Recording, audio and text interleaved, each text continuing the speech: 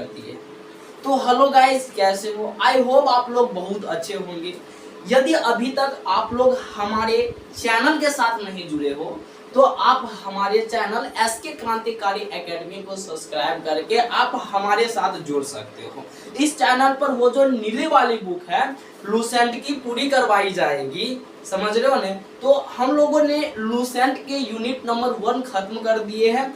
आज हम unit number 2 लेकर आए हैं।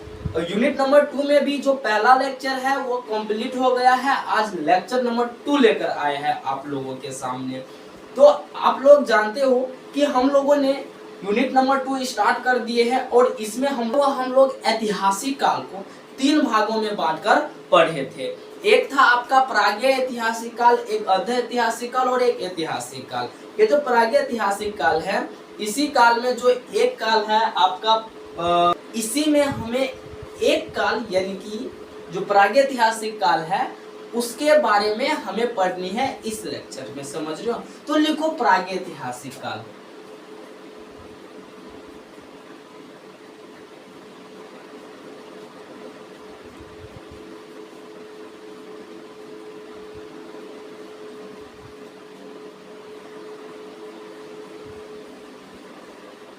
अब ये जो प्रागैतिहासिक काल है इसमें बहुत ज्यादा पत्थरों का प्रयोग होता था। किसका बाबू? बहुत ज्यादा पत्थरों का प्रयोग होता था, समझ रहे हो? बहुत ज्यादा पत्थरों का प्रयोग होता था, जिस कारण से इस काल को हम लोग पाषाण काल के नाम से संबोधित करते हैं।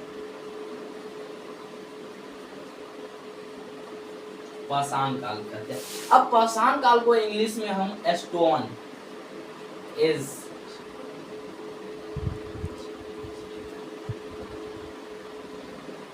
स्टोन एज क्या है? अब इंग्लिश में हम लोग पाषाण काल को स्टोन एज के नाम से जानते हैं, समझ लो। अब ये जो पाषाण काल है ना बाबू, इसको हम लोग 3 भागों में बांटेंगे। कितने भागों में? 3 भागों में बांटेंगे, समझ लो। एक हो जाएगा आपका पूरा पाषाण काल,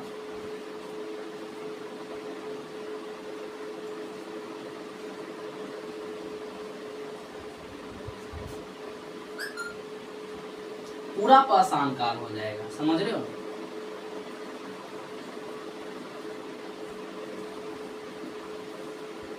और दूसरा नंबर पर हो जाएगा मध्य पाषाण काल। सेकंड नंबर पर हो जाता है मध्य पाषाण काल और थर्ड नंबर पर हो जाएगा नव पाषाण काल। नव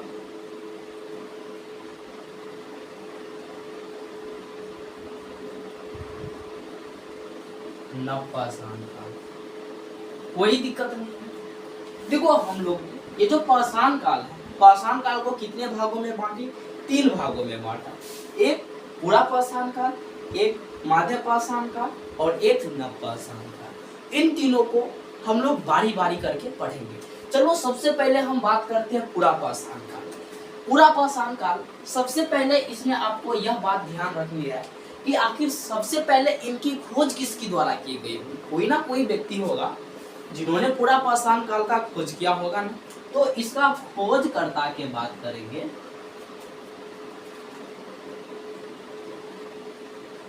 खोजकर्ता कौन है? तो इसका खोज जो है वो रॉबर्ट ब्रसफूट के द्वारा किया गया। रॉबर्ट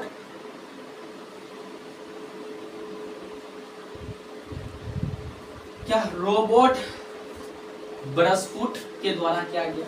ये जो पूरा पाषाण काल है ना, इसका खोजकर्ता रॉबर्ट ब्रसफूट है, जिन्होंने सन 1863 ईस्वी में, क्या सन 1863 ईस्वी में पूरा पाषाण काल का खोज किया था। अब देखो बाबू, ये जो पूरा पाषाण काल है ना, इस पूरा पाषाण काल में जो हमारे मानव थे, समझ रहे, वो मानव में इतनी सूझबूझ नहीं था, या फिर इतना कह सकते हो कि उस काल में जो भी मानव था वो दरिद्र था।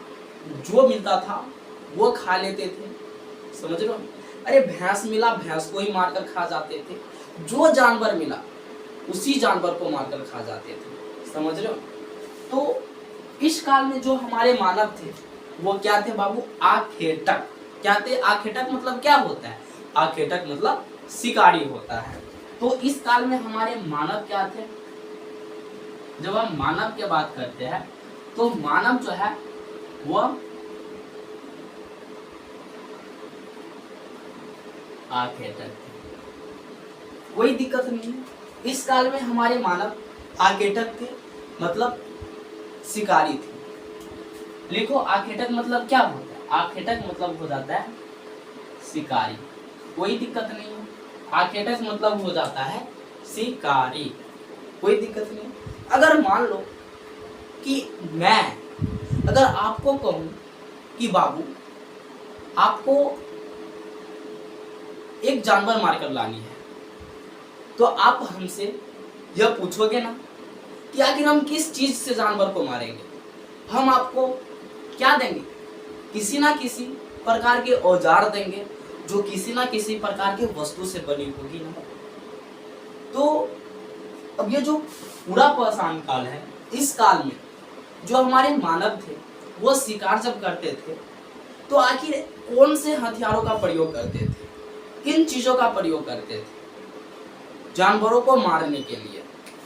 तो ये जो मानव थे ना, यह हथियार के रूप में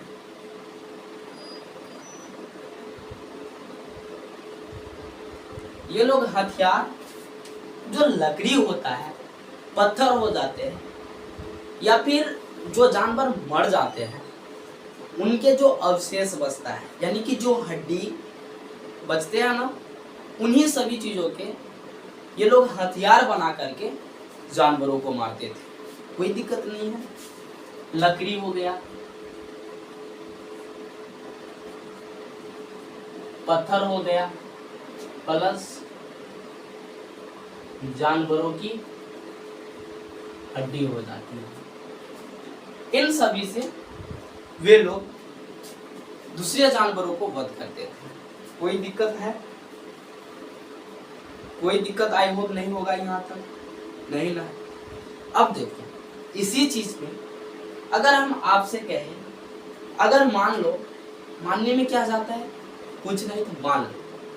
अब मानो कि हम एक बंद कमरे में हैं, खाना भी आपको हम दे रहे हैं, कोई दिक्कत नहीं, बड़े लिजाज खाना। हम आपको कह रहे हैं कि बस आपको बैठना है और बैठकर खाना है।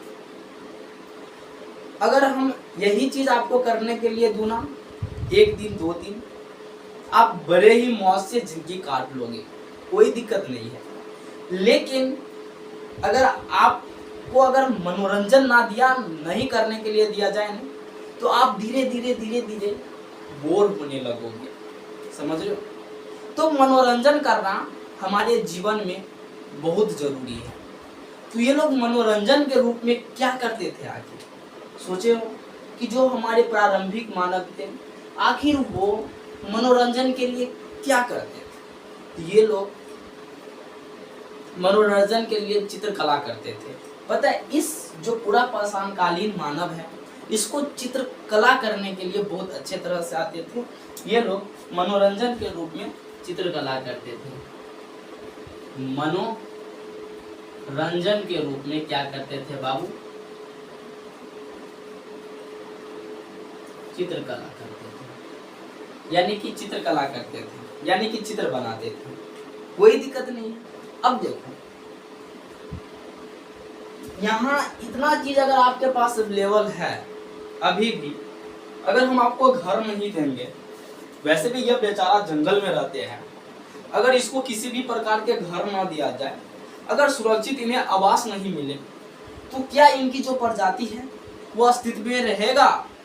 नहीं, इनकी जो प्रजाति है वो अस्तित्व में नहीं रह पाएगा। अब पूछो सर, काहे नहीं रह पाएगा? क्या है इसके पीछे की कारण? हम काहे नहीं रह सकते हैं? अब चूंकि ये पहले से ये लोग जंगल में रहते हैं, जब आपको पता है कि जंगल में बहुत खतरनाक जानवर घूमते रहते हैं, शेर हो गया, चीता हो गया, तेंदुआ हो गया, अरे बहुत से ऐसे जानवर हैं जो मांसाहारी होते हैं, जो एक जानवरों को ही मारकर खाते हैं। समझ रहे हो? ऐसे जीवों से इनकी क्या है, इनकी खतरनाक है, मतलब कि इनकी खतरा है, समझ रहे हो? तो पता है इन्हें कहीं ना कहीं एक सुरक्षित जगह पर रहना जरूरी है। तो ये लोग निवास, यानी कि निवास कहाँ पर करते थे? ये लोग निवास जो है वो गुफा में करते थे। और ये लोग जो गुफा में निवास करते थे ना, उस गुफा को हम लोग सैलश्रीय कहते हैं। क्या कहते हैं? सैलश्रीय का नाम से जानते हैं। तो आई होप आप सभी को यहाँ तक समझ में आया होगा, समझ रहे हो? यहाँ तक आप लोग बहुत अच्छे तरह से समझ गए होंगे। तो चलो अब आते हैं हम लोग मध्य पाषाण काल में। तो देखो बाबू, मध्य पाषाण काल में जैसा कि आपने पढ़ा, ये जो पूरा पाषाण काल है, पूरा पाषाण काल का खोज जो है वह रॉबर्ट ब्रसफुट के द्वारा किया गया। तो आखिर कोई ना कोई व्यक्ति होगा जिन्होंने मध्य पाषाण काल की खोज की होगी, कोई ना कोई व्यक्ति होगा जिन्होंने मध्य पाषाण काल के तो जरूर खोज की होगी ना। तो इसमें देखो, सबसे पहले अगर हम इसके खोजकर्ता की बात करेंगे,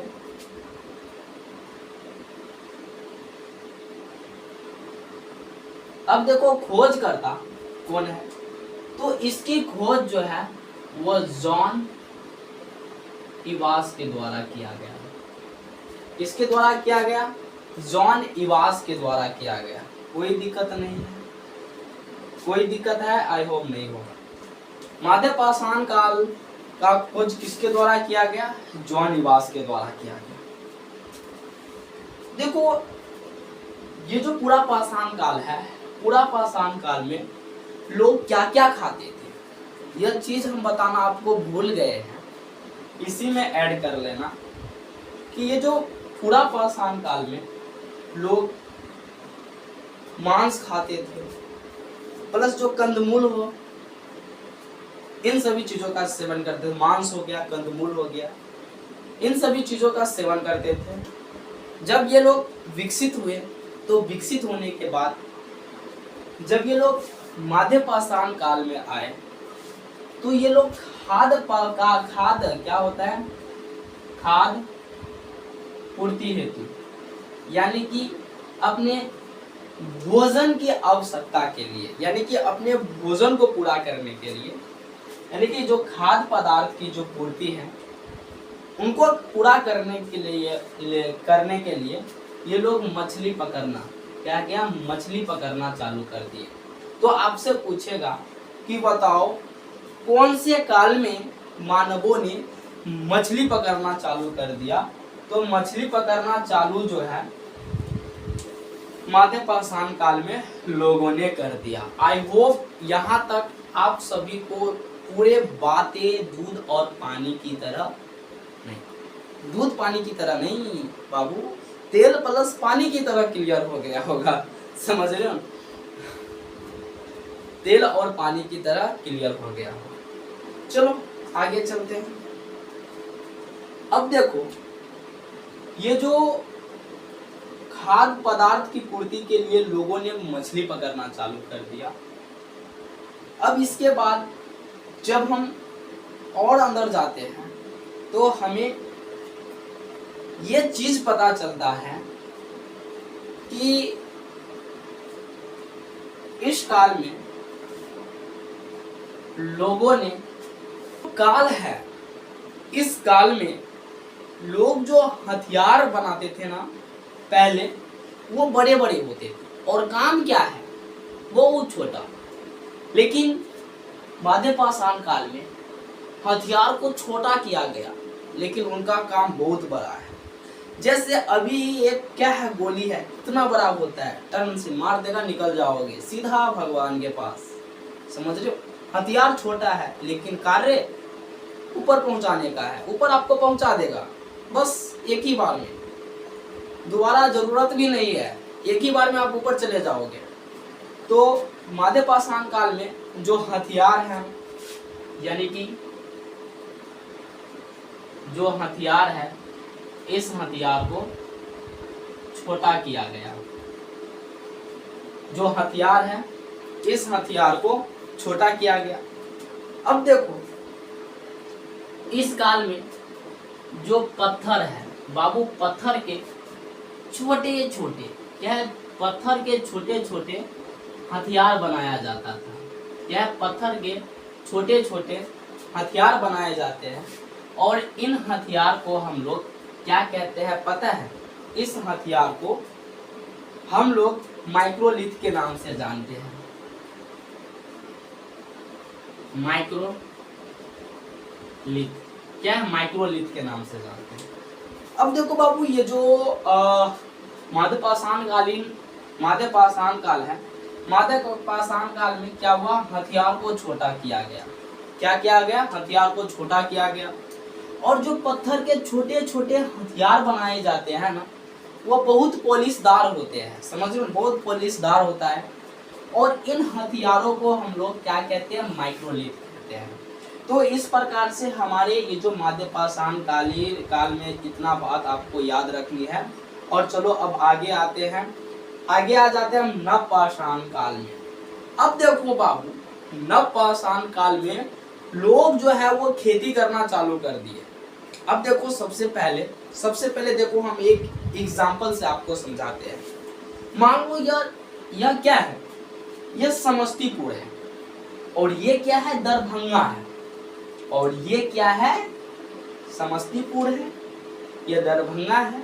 और ये मान लो आप समस्तीपुर, दरभंगा और पटना, ये मान लो पटना है। कोई दिक्कत नहीं है।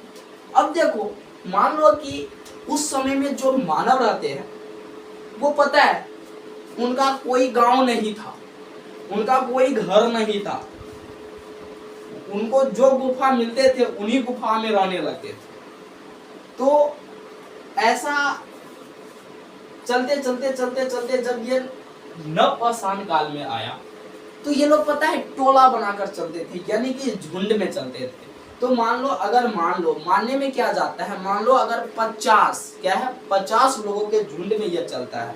मान लो यह टोला है जो कि 50 लोगों के झुंड है। यह कहाँ है? पटना में अभी है। मान लो 1 महीना या फिर 10 दिन 15 दिन जो भी मान लो, मानने में कुछ नहीं जाता है। मान लो यह पटना में रहा है। पटना में रहने के बाद जो है वो कुछ दिन पटना में रहा, फिर यहाँ पटना से निकल जाएगा कहाँ पर चले जाएगा? दरभंगा में। और फिर दरभंगा में रहेगा 5-6 दिन, फिर दरभंगा से निकल के कहाँ पर चला आएगा? समस्तीपुर में। क्या है? फिर निकल के चला आएगा समस्तीपुर में।